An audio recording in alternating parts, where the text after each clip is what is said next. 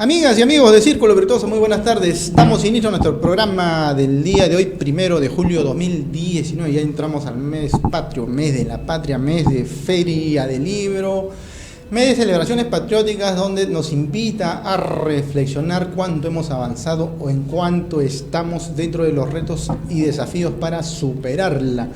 Es, por cierto, imprescindible abordar aún estos temas de la justicia en nuestro país. Hay muchos debates, ustedes han podido advertir en los medios de comunicación, referente a estas empresas brasileñas que aún habían en forma subrepticia o han ocultado cierta información.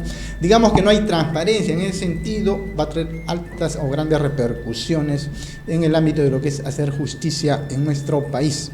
Por ello, el día de hoy hemos invitado a un abogado especialista en materia penal, por cierto, lo hemos visto litigar en varios casos emblemáticos, es el doctor Jefferson Moreno, quien nos va a dar luces referente a cuándo hemos avanzado en materia penal, en procesal penal y sobre todo cuando casos que llegan a la sala o en materia de observancia obligatoria, nos comentará y nos precisará todos estos aspectos que tanto hemos avanzado, pero sobre todo por qué algunas personas o incluso empresas, cuando están en un tema de delitos penales económicos o las personas en sí inmersos en estas situaciones, consideran que aún no hay un horizonte claro referente a ciertos pronunciamientos en la Corte Suprema de Justicia. Damos la bienvenida en forma inmediata al doctor Jefferson Moreno.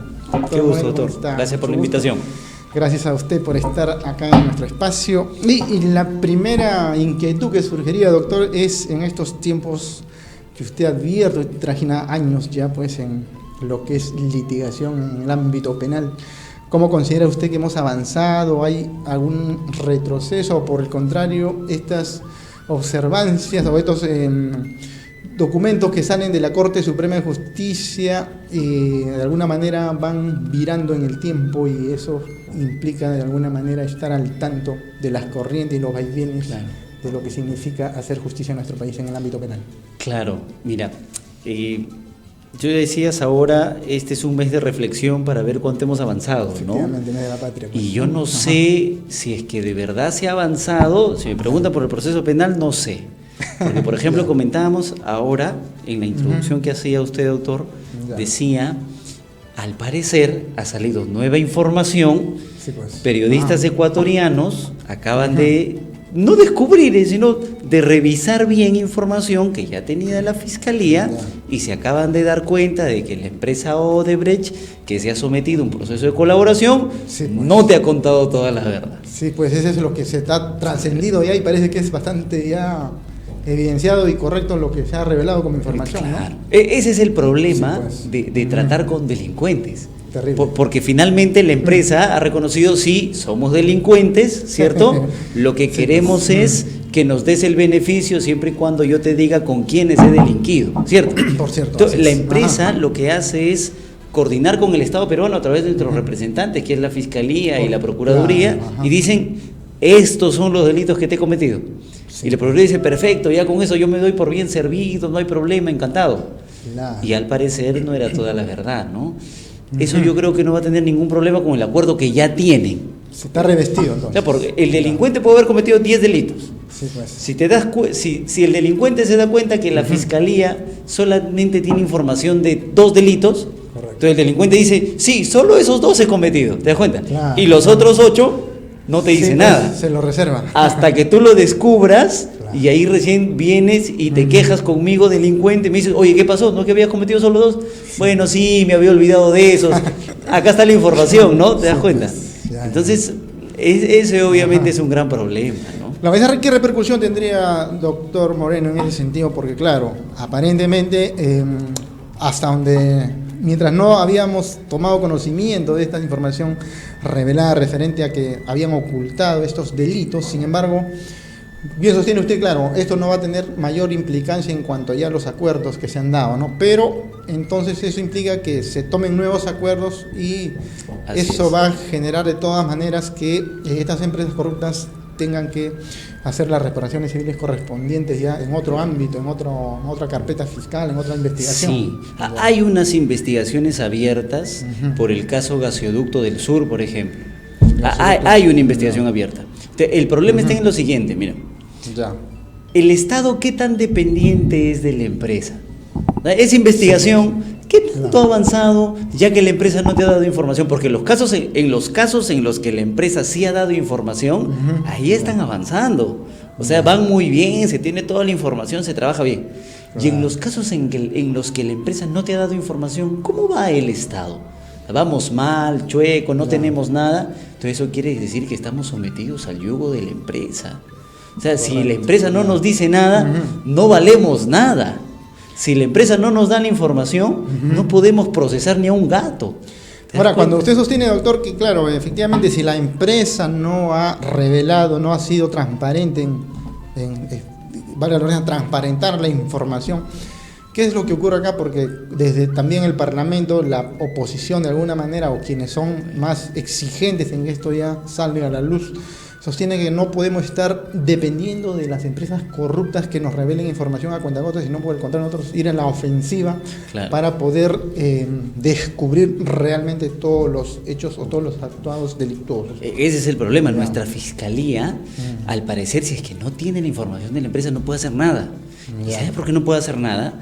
Porque el sistema que ha construido la empresa Odebrecht, que es un sistema de corrupción, es tan sofisticado que si ellos no te revelan lo que significa los codinomes, por ejemplo, tú no te enteras de nada.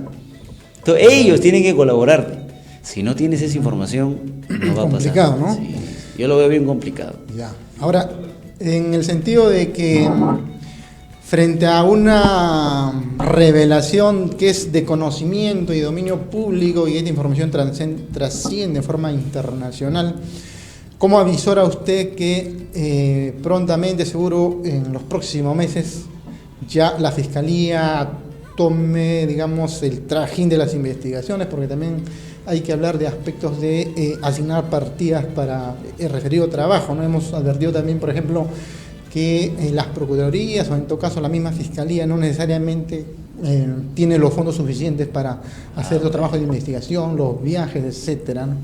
Desde su escenario, doctor, que usted, como especialista en el ámbito penal, ¿cómo avisora usted esta situación que se genera complicación para la Fiscalía? Si los investigados sufren con el trajín de un proceso de este tipo, ¿tú te imaginas estar viajando a Brasil 2 veces al mes, 3 veces al mes, solicitar abundante información de las carpetas? Si el particular sufre, si el empresario sufre, imagínate a los funcionarios del Estado. Obviamente no hemos estado preparados para afrontar investigaciones de este tipo. Nuestro sistema estaba pensado para procesar una persona, 2 personas, 3, 4 máximo, ¿no? Pero nunca de esta envergadura, al extremo de que ahí podemos entrar a lo que la Corte Suprema ha dicho. Como nuestro sistema no ha estado pensado, la ley tiene demasiados vacíos. Entonces, ahí llega la Corte Suprema y dice, por ejemplo, en el caso de la señora Fujimori, la ley no dice cuánto deben durar las investigaciones preliminares. Entonces la Corte Suprema entra a tallar, emite una casación 599/2018 y dice: para nosotros, Corte Suprema, el plazo de la investigación preliminar no está en la ley, pero nosotros vamos a decir, dura 3 años. Entonces, estamos en el legislador no funciona, ¿cierto? La ley no nos da la respuesta y la Corte Suprema entra a tallar. Y hay muchas situaciones en las que la Corte Suprema interpreta de una manera en la que obviamente no todos estamos de acuerdo, ¿no? Por cierto. En el caso de la expareja presidencial Humala Heredia, todos interpretan presos ellos. Correcto. O sea, las audiencias de prisión deben durar hasta las 3 de la mañana, ¿cierto? Son casos graves. El Tribunal Constitucional, la libertad. Es un choque de interpretaciones, ¿te das cuenta? Correcto, entonces ahí tenemos problemas, la ley no lo respalda y la Corte Suprema viene emitiendo diferentes pronunciamientos y en algunas veces la propia Corte Suprema dice, un día dice que sí, otro día dice que no, al tercer día cambia de opinión y al otro mes vuelve a cambiar. Entonces ahí nos ponen en aprieto porque dicen, pero si estamos hablando de que el derecho es una ciencia jurídica, le llamamos así, pero ¿cuánto de ciencia tenemos? Es que hay todo un desconcierto en cuanto en el tiempo. Dicen que claro, la ley tiene que ir ajustándose a los tiempos, a la modernidad y eso todo. Es cierto, ¿no? Eso es cierto. Por ejemplo, en ese sentido hemos escuchado, claro, a través de los medios de comunicación, por cierto, que hay un gran cargamontón de alguna manera ya hacia los 2 fiscales, ¿no? Fiscales bandera, digamos, en nuestro país. porque ¿cómo es posible que hayan firmado estos acuerdos y estos montos que son definitivamente de indemnización hacia el Estado peruano y que los fiscales, siendo expertos, conocían mucho y por lo tanto en la información que conocían tranquilamente podrían ellos colegir que no se trataba solamente de actos de corrupción, sino que había muchos y estos que se han revelado les deja sin piso a los fiscales? Bueno, son bastante drásticos en emitir un juicio de valor en ese sentido. ¿Cuál es tu opinión? Pero nos da, no sé, pero a mí me da un sinsabor de conformidad. Que ellos dijeron, 4 más, en 4 obras se cometió corrupción. Entonces ellos dijeron, ya, vengan las 4 y con esas 4 me quedo. Entonces se perdió de vista, ¿no?, todo el panorama general. Y por tener 4, ¿sí?, por conformarnos con esos 4 hemos perdido lo otro, ¿no? O sea, ahí hay un problema. Pero lo que digo es lo siguiente, esa información ya la tenía la Fiscalía. O sea, no es que haya salido recién, ya lo tenían, dicen los fiscales. Entonces, como ya lo tenían, han abierto una investigación. Lo que va a pasar ahora es que los fiscales se van a ir a reunir otra vez con los funcionarios de la empresa y les van a reclamar, oye, tú me dijiste que solamente eran 4, ¿cierto? Claro. El problema, cuando uno entra a una negociación, que es el proceso de colaboración, tú negocias cuando estás más o menos en igualdad de condiciones. Ya. O sea, tú me puedes exigir algo y yo al mismo tiempo te puedo exigir algo. Por cierto, claro. Claro, pero ¿qué pasa si tú vas a rogar? Entonces esa ya no es una negociación, pues, sí, es una súplica. No se ve nadie tampoco. Pero, claro, entonces, o sea que ellos están ahí y uno llega, les pide permiso, le dice, por favor, ¿no crees que puedas darme esta información? Y finalmente la empresa, si quiere, nos la da o no. Sí, y si no nos la da, entonces se acabó el caso. Sí, pues. Ese es el problema. Pero, detalle ahí, hay algo que hay que tener en cuenta. A ver. El caso gasoducto es quizá... es la obra más cara de la República. Es de Ollanta Humala, ¿no? Claro, en el gobierno del expresidente Humala, pero que viene el gobierno del expresidente García. Claro. Entonces, ¿qué pasa? Cuando el expresidente Humala decide finalmente, el gobierno del presidente decide que la obra va, el gobierno le exige al consorcio la suscripción de una cláusula anticorrupción. Entonces, como era una obra que venía de antes del gobierno de García, entonces el Estado del señor Humala dice, no, vamos a poner en el contrato una cláusula anticorrupción. Aquí no se toca ni un sol del Estado, tú no tienes que sobornar a nadie y nosotros no tenemos por qué pedir nada. Y incorporan una cláusula. Mira, bien importante. Entonces, ¿qué pasa? Si es que Odebrecht reconoce que en el contrato, que en esa obra hubo corrupción, quiere decir que incumplió la cláusula anticorrupción. Terrible, ¿no? Y eso lo puede llevar a consecuencias económicas nefastas a la empresa, independientemente de que estén negociados con la fiscalía y le digas, sí, perfecto, yo te bajo la reparación civil, no te preocupes, pero te das cuenta del problema. Sí, efectivamente, claro. Me parece que esa puede ser una causal del por qué no hay reconocimiento expreso de que en esa obra sí hubo corrupción. Es terrible porque, mira, incluso con esta información también que hemos accesado los ciudadanos, que la empresa o el grupo, pues, corporación de esta constructora brasileña está entrando en un proceso de liquidación, ¿no?, en su país, en Brasil. Pero, por cierto, que las autoridades en el Perú han salido a manifestar que eso no va a generar ningún impacto en los acuerdos ya pactados, ¿no? Sin embargo, la complicación sí podría darse con estos nuevos acuerdos de estas nuevas corrupciones reveladas, ¿no? Así es, con los nuevos acuerdos. El tema es que toda decisión que se haya tomado, si alguna empresa decide absorber a la empresa Odebrecht o finalmente termina liquidada, se establecerá un orden de prelación de pagos, ¿no? Si alcanzará, no sé. Pero la cosa es que, en primer lugar, hay que pagarle a los trabajadores. Sí, o sea, liquidar a la empresa, perfecto, trabajadores primero, y luego vamos viendo el orden. Claro. Sí, yo creo que al último estará el Estado peruano, ¿no? En intermedio estará el Estado peruano. Si queda algo de plata, con eso nos pagarán, ¿no? Sí, pues, aunque ahí hay un problema, porque el pago de la reparación civil es una condicionante para ellos finalmente liberarlos de responsabilidad penal. Entonces, si tú no pagas la reparación civil, tú te conviertes, has incumplido el acuerdo, pues, entonces sigues siendo responsable. Por cierto. Claro. Entonces, por ahí como que podemos estar cubiertos, ¿no? Claro.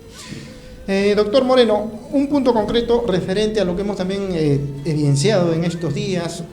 La ciudadana de Chimbote, Fiorella Nolasco, estuvo acá en Lima, se reunió con las autoridades del Ministerio del Interior referente a que pues habían dejado en libertad o permitieron que fugue este ciudadano conocido como Goro, que efectivamente había participado de un acto delictivo de asesinato, ¿no? ¿Cuánto pesa esta irresponsabilidad en todo caso de las autoridades del INPE o quienes permitieron que fuguen? Porque efectivamente hay un tema de que se ha puesto a la vista, o en todo caso se ha ya indicado el monto algo de 100.000 soles para poder capturarlo, pero las consecuencias en sí penales para estas autoridades que han permitido esto, comienzos tiene la señorita Nolasco, no se trata acá de asumir una responsabilidad frente a cámaras, sino más bien que se sancione drásticamente que no es permitido estos actos. ¿Cuál es tu opinión? Sí, por supuesto. Yo tengo entendido que el Consejo Penitenciario ha sido cesado en sus funciones. Sí, pues han cesado. Pero que es lo máximo que se podía hacer, ¿no? O sea, finalmente, si ellos son los responsables, chau responsables. Sí, pues. El problema es que no es de personas, es de institución el problema. Efectivamente. Claro. Deben existir filtros, mecanismos para poder tener estas personas bien resguardadas, ¿no? Por ejemplo, Fiscalía el otro día salía y se quejaba a través del doctor José Domingo y decía, no puede ser posible que estén presos en el mismo penal tal persona y tal persona con tal persona, no voy a decir nombres, pero entonces reclamaba al INPE que ya hace tiempo ellos habían solicitado que ellos estén separados, porque ¿por qué he solicitado prisión preventiva? Para que no se comunique. Entonces, si tú los pones en el mismo penal, en el recreo todos están juntos. Le facilitas todo. Pues. Entonces, creo que es un problema institucional. O sea, no hay una política, en realidad no hay una línea que diga, caramba, estos deben ser nuestros procedimientos, ¿no? ¿Cómo le vamos a dar libertad al hombre? Los lineamientos deben ser tales. Me parece que ya se pagó la culpa personal, pero ahora pensemos en una solución institucional, ¿no? De acá para futuro. Sí, pues, correcto. Porque nos cambian otras personas y vuelve a pasar. Sí, cierto. Entonces, claro, hay que cambiar institucionalmente, ¿no? Hay que mejorar mucho. Doctor, tus palabras finales en todo caso, y hay grandes retos pues en materia penal. A ver, le escuchan todos los televidentes. Muchísimo. Lo que debe entender el ciudadano es que el proceso penal no sirve para castigar a las personas. O sea, el proceso penal ha sido concebido para protegerlas del ius puniendi y el Estado. Entonces, existen demasiadas celebraciones a maltratos que se le hacen al proceso penal. Correcto. Y, por ejemplo, se habla mucho del abuso de la prisión preventiva, ¿cierto? Sí, pues se ha comentado bastante. Ese puede ser una forma de maltrato al proceso penal. Claro. ¿Por qué? Porque cuando todos estos casos terminen, ¿quiénes quedamos? Nosotros, los ciudadanos comunes y corrientes. Entonces, la pregunta es, cuando solo quedemos nosotros, ¿qué proceso penal nos van a dejar? Sí, pues. Esa es la única preocupación del, me parece, abogado litigante actual. Claro, porque incluso los que se van al extremo dicen, pues, que está bien la prisión preventiva, porque en realidad, si hubiésemos tomado cuidado en todos los casos, no se hubiese fugado Toledo. El mismo señor es parlamentario, Donaire, no estuviera escondido, y el alcalde, él es alcalde o es gobierno regional, y bueno, hay casos, ¿no? Sí. Para cada situación hay casos, doctor. Sí, el problema es que no hay que especular, porque uno dice, ¿no? Sí, pues. Hay 5 casos. Entonces, si de 2 casos ellos 2 se fugaron, esos 3 también se van a fugar. Tú necesitas del caso en concreto para decir, miren, hay indicios de que el señor se va a ir, va a matar testigos, va a comprar peritos, ¿no? Pues. Necesitamos más datos objetivos. El problema está en la especulación. Bien, doctor Moreno, le agradezco muchísimo por estar en nuestro programa, esperando verlo nuevamente por acá. De todas maneras. Amigas y amigos, brevísima pausa y continuamos.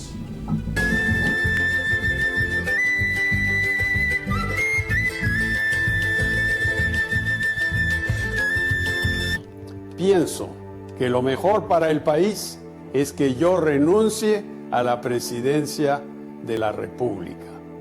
Este aspecto de la investidura presidencial se ve afectada ya cuando se advierte que en realidad había estos manejos políticos para salvar la situación de la crisis del presidente Pedro Pablo Kuczynski, en una situación en la que realmente estaba en peligro su misma investidura presidencial, ¿no? En raíz de las situaciones que hemos podido advertir referente a las constructoras, y él estaba inmerso en una situación de manejos o conflicto de intereses cuando había sido ministro de Estado, ¿no? Conocidas las irregularidades e Ya sí, un poquito el tráfico, me comprende la situación, amigo. Cuéntanos cómo inicia. La cevichería, la comida, todo. Todo nace en un puestito de carretilla. Ajá. Hace más de 40 años.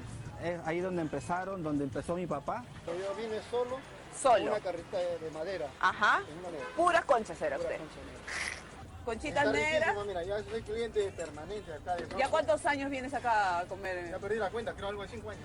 Y siempre acá. Fiel a Fausto. Este es el negocio de tu papá, su carretilla, todo. ¿Y tú? Bueno, ahora te voy a invitar a mi local, que he desarrollado las técnicas que ahora vas a ver en un nuevo local. Oye, y son 3 hijos ustedes, ¿no? ¿Tienes 3 hijos? Dos damas y un varón que está... Y a todos les inculcaste la comida. Así es, que Escúchame, la comida y el look también.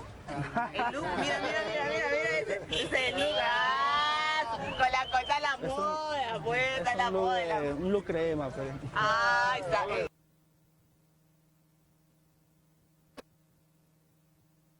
Ho bisogno di te, perché sei bella e poi ho bisogno di tutte quelle cose che non hai.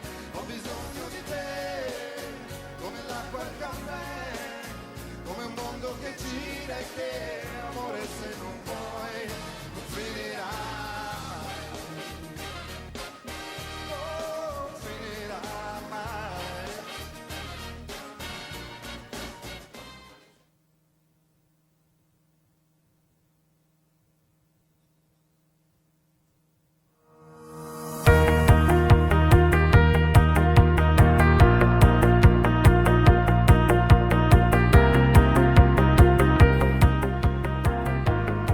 Yo soy un nuevo poder. Yo soy un nuevo poder. Yo también soy un nuevo poder. Yo soy un nuevo poder. Yo soy un nuevo poder. Yo soy un nuevo poder. Yo soy un nuevo poder. Yo soy un nuevo poder. Nosotros los jubilados también tenemos asiento en un nuevo poder. Nosotros también tenemos representación en un nuevo poder. Nosotras también somos un nuevo poder.